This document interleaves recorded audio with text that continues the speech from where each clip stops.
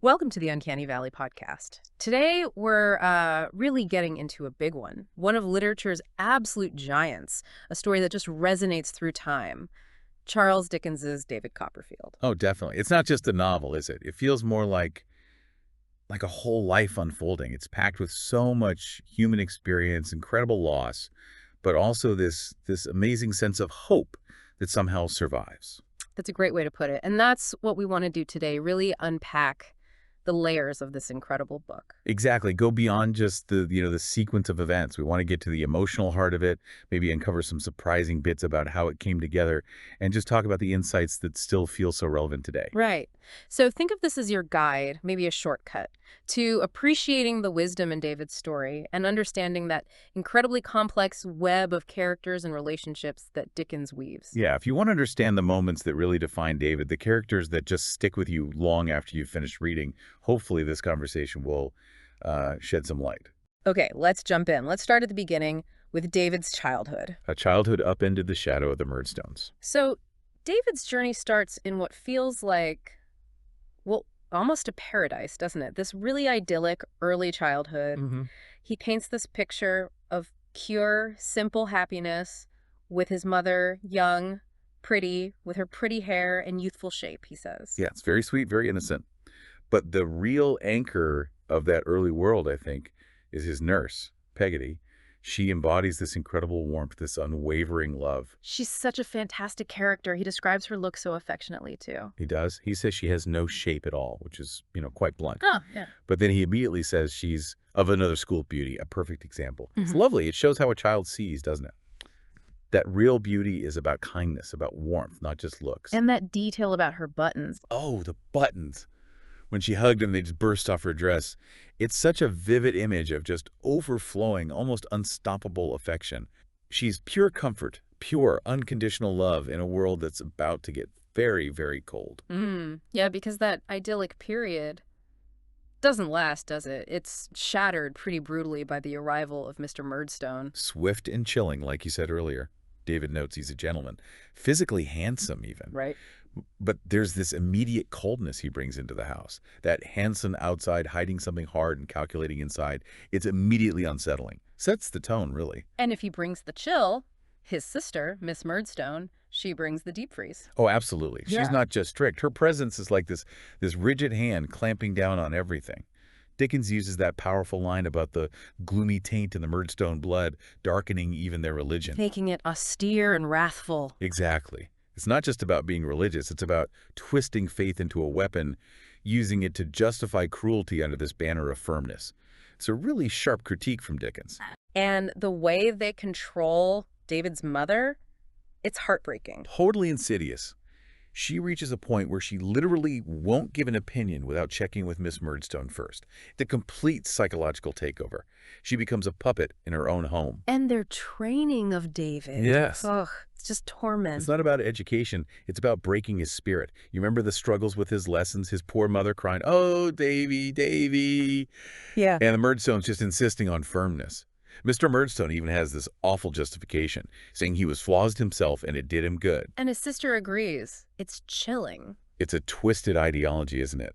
Designed to crush any spark of childhood joy or spontaneity, not discipline, just cruelty. That incident with the baby really shows Miss Murdstone's true colors, doesn't it? Perfectly.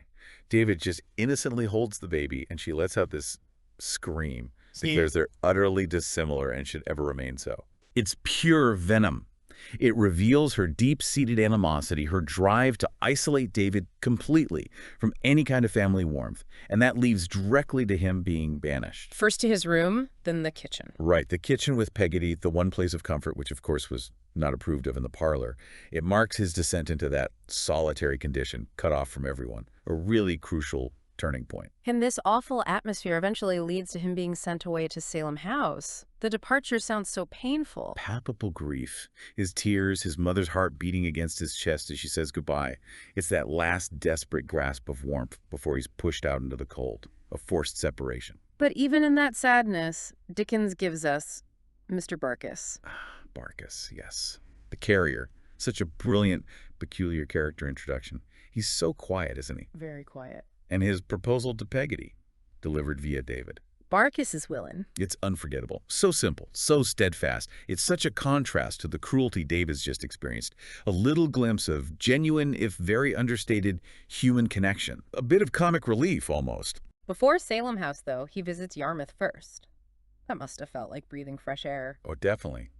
Though it has its own quirks, of course. Mr. Peggotty's home, the boathouse. Incredible image. Built from an old boat, it speaks volumes about their resourcefulness, their unconventional warmth. And Mr. Peggotty himself, as good as gold and as true as steel. This man who just takes in the destitute. A truly good soul. And there we meet little Emily. Yes, pretty little Emily, already dreaming of being a lady, wanting finer things, not just for herself, but imagining her uncle deserves them too.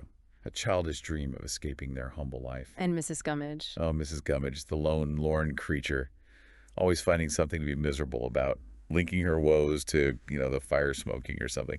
She adds this touch of, comedic sadness to the otherwise warm family. But that family, that boathouse, such a vital contrast to the coldness of the Murdstones. It shows David what real family warmth can be. The School of Hard Knocks and New Realities. Okay, so David finally gets to Salem House. And it's exactly as grim as you'd expect after the Murdstones. A really stark contrast, yeah. To his early home, to the Peggottys, it's rigid, it's cruel. Mr. Creakle, the headmaster, is just very severe. And he relies on that awful assistant, Tungay. Right, the one with the wooden leg. Intimidating, brutish. The whole place seems designed to instill fear, not really to teach anything useful. And this is where we get that really important dynamic between Mr. Mell and Steerforth. Yes, poor Mr. Mell, the unfortunate assistant master. And Steerforth, so charismatic, so charming, but already so arrogant. It's shocking how Steerforth, just a boy, uses his privilege, his position of favoritism, to just humiliate Mell publicly. He really does, calling him out for being not fortunate in life, questioning if he's even a gentleman. It's incredibly cruel social commentary coming from a schoolboy. And it leads directly to Mell being fired. Unjustly fired. And Steerforth, he just brushes it off. Casual disregard for the devastating consequences his actions have on someone's life. It's a really chilling early look at his character, isn't it? Foreshadows so much. Definitely. Then comes David's memorable birthday. Awful news. Just devastating. The news that his mother and the baby have died. You expect just pure grief. And he does feel sincere grief, he says. But there's that strange extra layer. Yeah, that peculiar satisfaction he admits to feeling because of his importance among the other boys. His black clothes, his sorrow, and makes him stand out. It feels almost wrong, but also strangely understandable. It is understandable in a sad way. It's Dickens showing the psychological impact of neglect, maybe. When you're starved of affection, maybe you seek validation anywhere you can find it, even in suffering. Yeah. That makes sense, finding importance in being afflicted. It might explain why he's later drawn to people like Steerforth who offer that external validation. It could well do. It's a complex, honest reaction from a child experiencing profound trauma and isolation. It shows how those early experiences can warp your emotional responses. So then he has to return to Blunderstone Rookery after everything. And it's just bleak. The description is so stark, the bare trees, his fear of seeing the Murdstones looking out the windows. The house isn't a home anymore. It's a place of dread. But Peggotty is there. Thank goodness for Peggotty. Her reaction when she sees him, that overwhelming grief, but then immediately comforting him, it reinforces her role as his true maternal figure, even amidst her own sorrow. That raw, button-bursting emotion, but this time it's driven by loss. And David's status in the house now is just awful. Pitiful, completely neglected, overlooked. They actively discourage him from studying. And that excuse they give. Oh, it's sickening. That his presence was somehow necessary to my poor mother's training. Framing him as a burden, essentially. It really exposes their hypocrisy and cruelty. What kind of training involves that level of neglect? But Peggotty stands up to them. She does. Brave Peggotty. She decides to leave for service, but not before confronting Miss Murdstone. And the irony is Miss Murdstone condemns idleness while actively enforcing it on David by isolating him. A real moment of courage from Peggotty. Total loyalty. Absolutely. Her steadfastness just shines against their calculated nastiness, a selfless act. And even in this grim period, there's still Barkis. Yes, ever hopeful, ever willin'. David recounts how Barkis keeps sending the message. Until Peggotty finally accepts. And the description of her reaction is priceless. The buttons flying off her gown again in surprise, sheer joy. It's a lovely bit of light relief. It really is. A touch of humor, that quiet, persistent affection blooming even in the darkness, shows that love finds a way, however oddly. From destitution to unexpected haven. So David's life takes another drastic turn. He's sent off to London to work at Murdstone and Grinby's, the wine merchants. Yeah, this is a real plunge into the deep end. Life on his own account, as he calls it. And it's brutal. Marked by scantiness of resources, immense difficulties. The descriptions are so vivid. Working with common men and boys, feeling shabby, never having enough proper food. That detail about choosing between the dear currant pudding and the more ordinary one, it just breaks your heart. It paints such a clear picture of his desperation, the daily grind and indignity of poverty for a child. And this part of the book feels so personal, doesn't it? Because of Dickens's own childhood. Absolutely. It's widely seen as the most autobiographical part of the novel. David's time at Murdstone and Grinby's directly mirrors Dickens's own traumatic experience working in a blacking factory when his father was imprisoned for debt.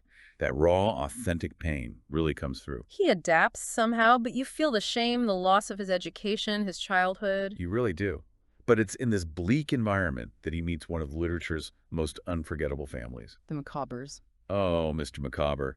Eternally optimistic, completely hopeless with money, always convinced that something will turn up. His grand speeches, his theatrical way of carrying himself even when they have nothing. He's magnificent. A man of huge pronouncements and zero financial sense. Always on the brink, yet always hopeful. He's both hilarious and deeply poignant, I think.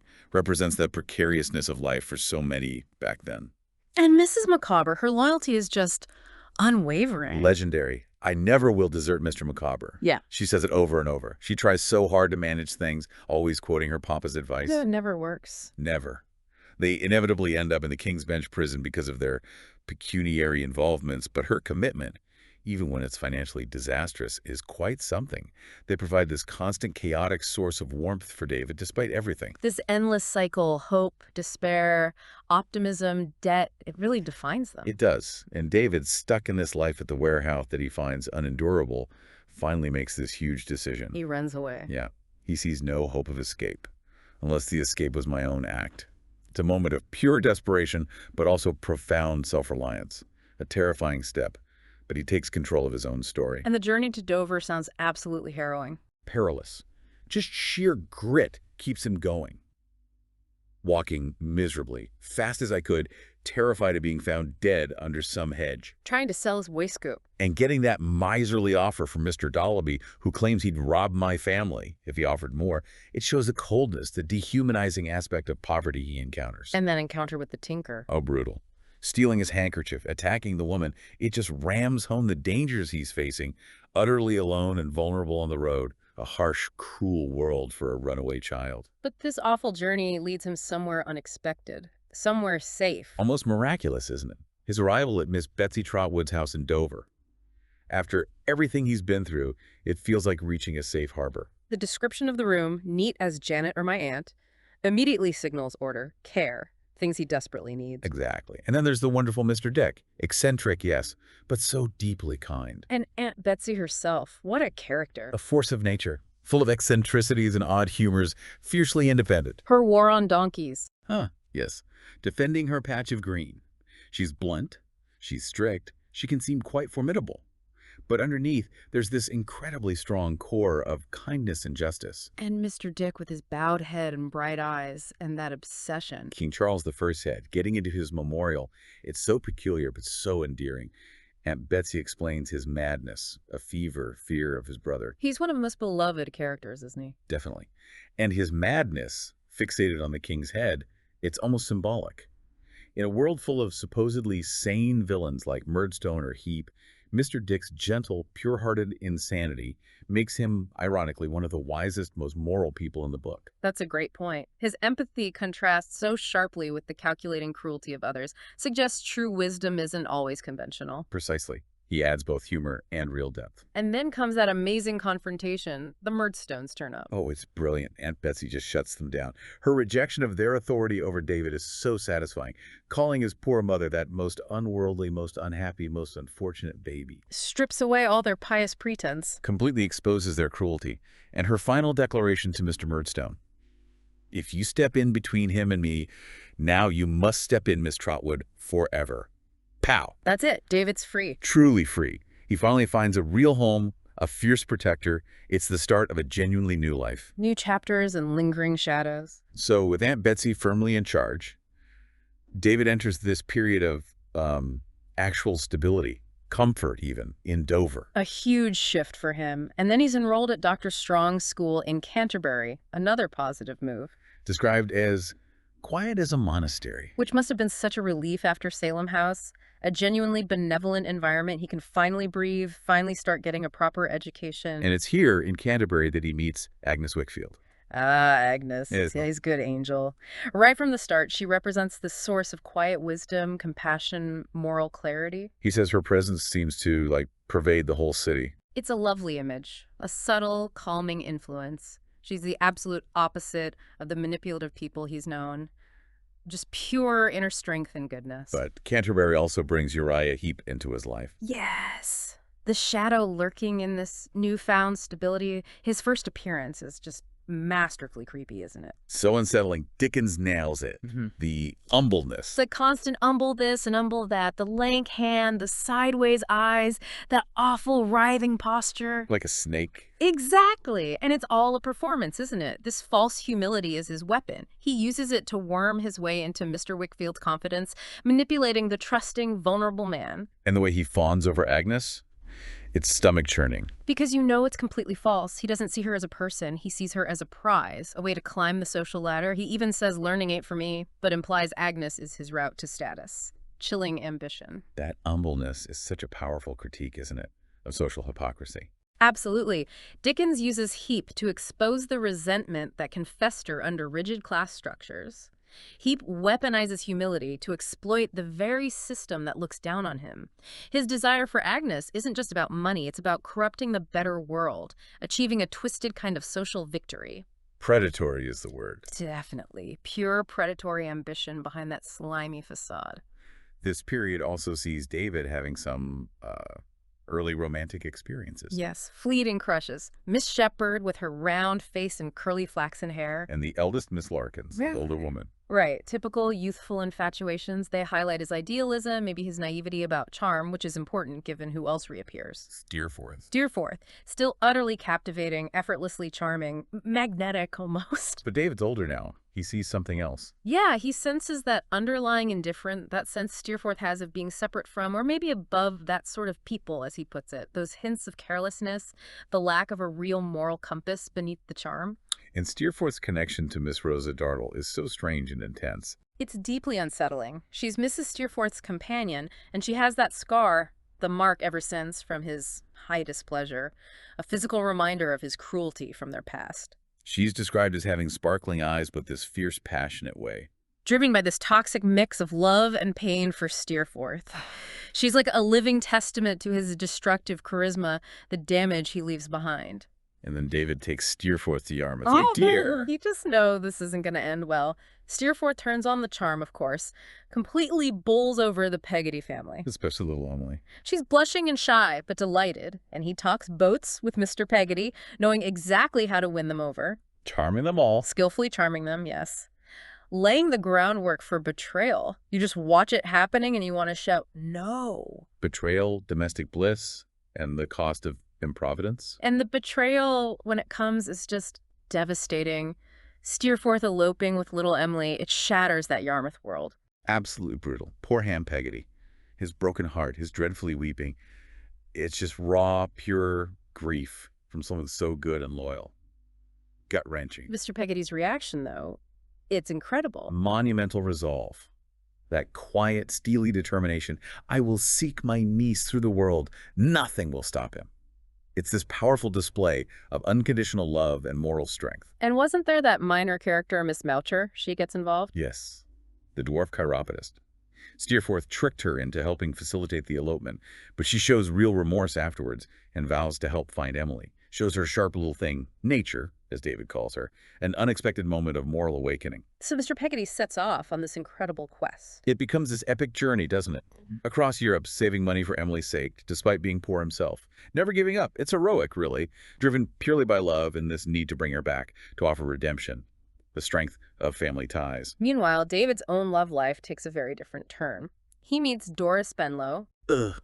Dora, his child wife. And he falls for her instantly, completely, head over heels. Calls her more than human, a fairy, a sylph. Totally captivated, plunges into this abyss of love, as he puts it. It's passionate, idealistic. Yeah. But maybe not very practical. No. Their early marriage sounds like charming chaos. He's ecstatic, but Dora is, well, not exactly a domestic goddess. Not at all. Dickens gives us those brilliant, funny details. The useless maid, Mary Ann, whom Dora can't manage at all. The mysterious cordials on the housekeeping bill. Exactly. And the talking pen that disturbs Dodie when David tries to work. And her trying to do the accounts by pretending the book is a lion she has a crush. It's funny, but also quite poignant. It is. It shows this clash between naive, youthful adoration and the actual demands of running a household. Affection isn't always enough, is it? A tough lesson for David. And who should pop up again during this time? But of course, the Micawbers. Still struggling, still hoping something will turn up. And Mrs. Micawber. Still declaring, I never will desert Mr. Micawber. Still convinced her papa knew best about his grasp of a subject. Their presence is chaotic, often adds to David's financial worries. But they also represent this unwavering, if slightly mad, commitment. While all this domestic drama is unfolding, Uriah Heep is quietly making his move. Yes, the sinister subplot continues. He tightens his grip on Mr. Wickfield, exploiting his vulnerabilities with that awful, fawning way. His goal is becoming terrifyingly clear. Control. Complete control over Wickfield, his business, and ultimately Agnes. He represents this creeping psychological villainy, which is almost scarier than outright force. And Agnes suffers through it all so quietly. With such dignity. Trying desperately to protect her father, taking on more and more responsibility, bearing this huge burden. And Heep makes his intentions towards her explicit to David, doesn't he? Chillingly so. He plans to marry Agnes. Not out of love, obviously, but as the final step in his conquest. To solidify his power, corrupt her goodness, possess everything. David must be dreading it. He has this constant foreboding. He fears Agnes will sacrifice herself for her father's sake. And that thought clearly pains him deeply, especially as he's starting, maybe unconsciously at first, to realize her true worth compared to, say, Dora's delightful impracticality. Confrontation, new shores, and a profound loss. Okay, so this simmering tension with Heep finally explodes. The grand confrontation. And it features the most unlikely hero, Mr. Micawber. His finest hour. Absolutely. He transforms from this eternally improvident dreamer into a man of tremendous practical resolutions. All that theatricality is finally channeled into something powerful and just. He delivers that amazing denouncement. Oh, it's magnificent, formal, damning, calling Heep probably the most consummate villain that has ever existed, an avaricious, false, and grasping individual. And he has proof. Methodically presents the evidence. Uriah's forged signatures, the stolen books, the manipulation of Mr. Wickfield, states clearly Mr. W has been for years deluded and plundered. And Micawber understands it wasn't just about money. Heep wanted to subdue Mr. and Miss W entirely. Complete domination. It's such a vindication for David, for Agnes, for us. And Betsey, don't forget her entrance. Unforgettable. She makes a dart at Uriah Heep, physically grabs him by the collar. Yes, demanding her property back. Practical justice delivered with force. So satisfying. It really is. And Steady Traddles is there throughout, providing the legal backup, the moral support. His quiet integrity is so important against Heep's corruption. So Heep is finally exposed. And this opens up new possibilities. A chance for a fresh start for some. Aunt Betsey actually suggests emigration for the Micawbers. To Australia. And Mrs. Micawber is instantly convinced this is it. In a distant country, Mr. Micawber will finally be fully understood and appreciated. She even predicts he'll become a page of history. You have to admire her faith. Always. Their farewell is sad, though. That image of Mrs. Micawber sobbing and weeping by a dim candle, like a miserable lighthouse. An end, but also a hopeful new beginning. And what about Mr. Peggotty and Emily? His long, arduous search continues. Those rugged travels across Europe, saving money, never giving up hope, never repining. Just pure love driving him. And he finds her. Eventually, yes, in London. She's broken, deeply ashamed, but repentant. And Martha, the fallen woman David helped earlier, plays a key role in reuniting them. A nice touch of redemption there, too. So they also emigrate. Yes, Emily and Mr. Peggotty head to Australia as well. Another chance for a fresh start, for healing, for rebuilding a life away from the shame. It echoes the macabre's journey, this search for a place to belong. But alongside these new beginnings, there's profound loss. The shipwreck. Oh, the storm at Yarmouth. Dickens describes it so powerfully. Nature's fury mirroring the emotional turmoil. The wind blowing harder and harder. In Ham. Ham's final act, pure heroism, trying to rescue the sailors from the wrecked ship, including Steerforth, who's clinging to the mast. He swims out with such strength. Incredible power and courage. But it's futile. Both he and Steerforth are drowned, their lives linked even in death, but representing such different paths, selfless goodness versus selfish carelessness. Ham's death is just crushing for David. Such a loss of pure loyalty and decency. A devastating blow. And it contrasts so sharply with Steerforth's end. A final comment on the consequences of their choices. And the reactions back at Steerforth's home. Intense. Mrs. Steerforth is utterly broken by the loss of her idolized son. But Rosa Dartle, her grief is terrifying. Twisted with rage. Yes. She turns on Mrs. Steerforth, blaming her for raising a proud, false son. And then, in that raw, shocking moment, she points to her scar, the mark ever since, blaming Steerforth directly for it, for his high displeasure.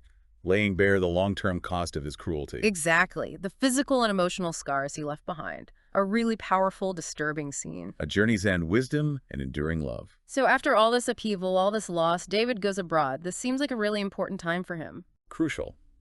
A period of reflection, of maturation. He talks about feeling listlessness, brooding sorrow, but it's through processing that grief in his past that he comes to understand his own defects and errors.